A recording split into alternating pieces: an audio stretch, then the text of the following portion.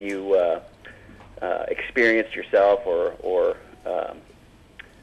something like that. I think like me, most authors tend to write from the heart, which partially comes from experience.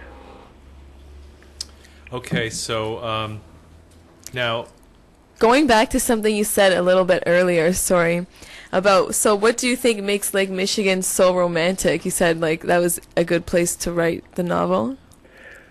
Well, I think it's sort of a, you sort of get the cliched version of the sort of beachside romance, the beachside summer romance, but without the cliche, because you're typically on a lake and you're in a place that's,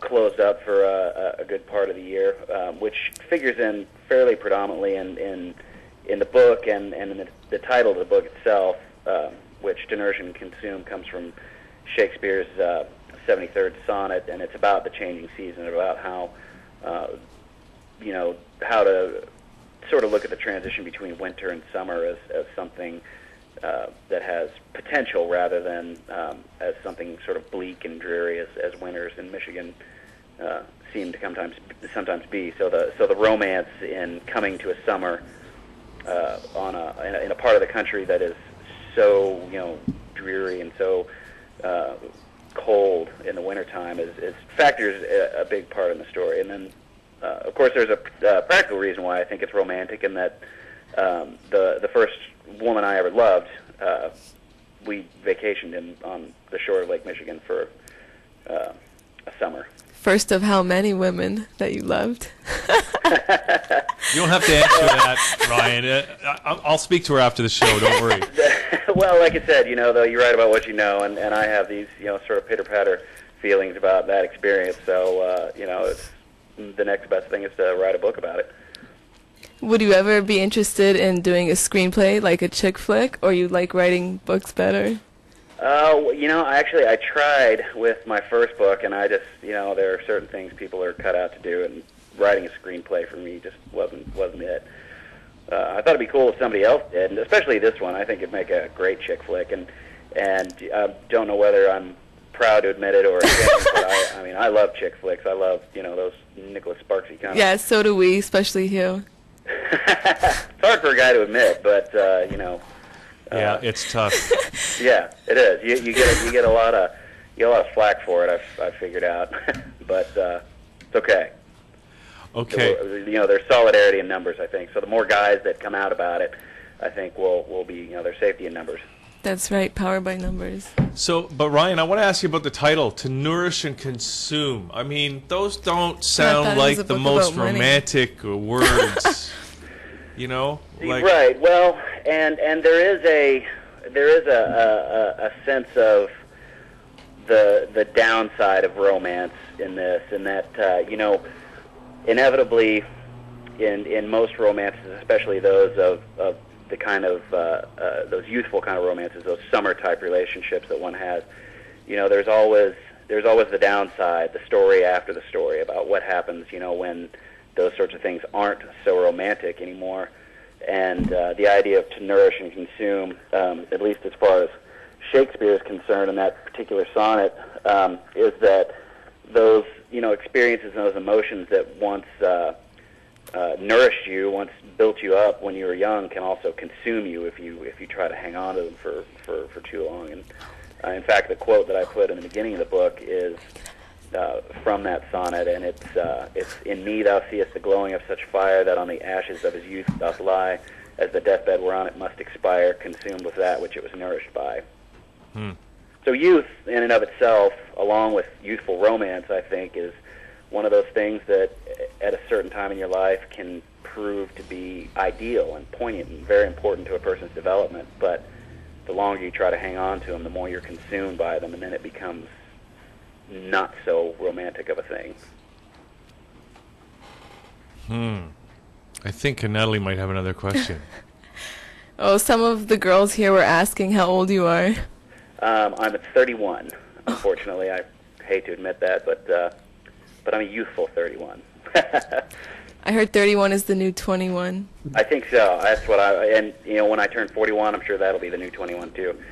Yeah. 80 is the new 40. I know that much. Yeah, no kidding. So Well, how old are you, I'm trying to hang on to it as much as I can.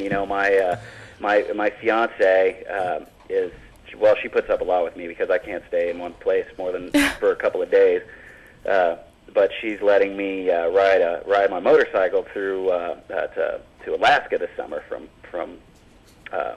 Texas, where we live, and so I guess I'll be kind of close to where you guys are, right? Well, not exactly, because you're on the other side. We're east of Lake Michigan, even. Gotcha. I was confusing Toronto with Vancouver. I get them mixed up all the time myself. Obviously, I need to brush up on my geography before I take that trip because I might end up on the wrong side of the hemisphere. Are you taking your fiancée to Alaska? No. She's learned that these trips are better done on my own. So you never considered getting a sidecar? I did, but that would be a sidecar for my Labrador, I think, more than probably for her. All right. It's not very romantic. This is I don't think camping on a motorcycle is probably going quite on her cup here? of tea. Or in fact, it isn't. I know for a fact. Yeah. But that's good. That's where I come up for ideas for new books. Is when I take those trips. Yeah. Well, that sounds like it's going to be a good one. Yeah, I think so. Yeah. So that's okay. So now, what's the plan with the book, or how long has it been out? And are you touring with it? Are you doing signings? It just came out. The publisher just received the printed copies about a week ago, and it's coming out a week from today, actually. Oh, it's not even out yet. Not even out yet. Yeah. It's but it's going to be available, of course, by request at any bookstore you go to. But I'm trying to sort of sell it exclusively on either Amazon or my own website, and there will be a Kindle version too. And at some point an audiobook version, but we haven't really gotten that in the works yet. But my website is just the name of the book, to nourishandconsume.com, and it will be available on there. Now, who's going to read the book? Are you working on getting James Earl Jones to do the narration? That'd be cool. I haven't thought about that, but that might be kind of a tall order. Not to mention the fact that it'd be hard to have that Darth Vader voice reading about like summertime love and passion. That'd be kind of a strange, I think it'd be worth it. No, but seriously, cool, for sure.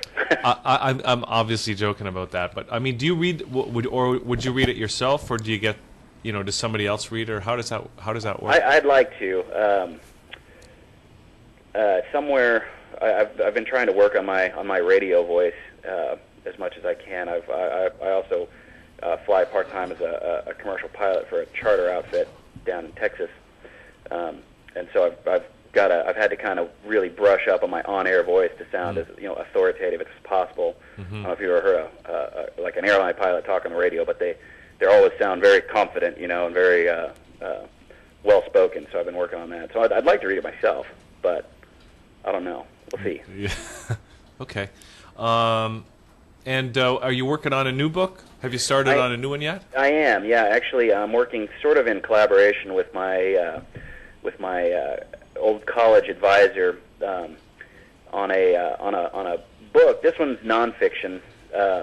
It is about a trip that I took about a year ago down the Missouri River, starting in Three Forks, Montana, at the headwaters, and paddled the entire 2,300 miles of it to St. Louis with a canoe by myself. And the story is about that and sort of the parallel trip of me becoming engaged and trying to navigate my way to marriage, which I've been fighting pretty strongly. So the book is sort of kind of a vehicle for talking about how difficult it is for men to commit to a relationship. Boy, it's when I read Huck Finn, I really wanted to get on a raft and go down the Mississippi. And actually, one of the first things I ever did with the money I made from summer jobs was buy a canoe, so I could get on the water. And in fact, when we did read Huck Finn, we actually did build a raft.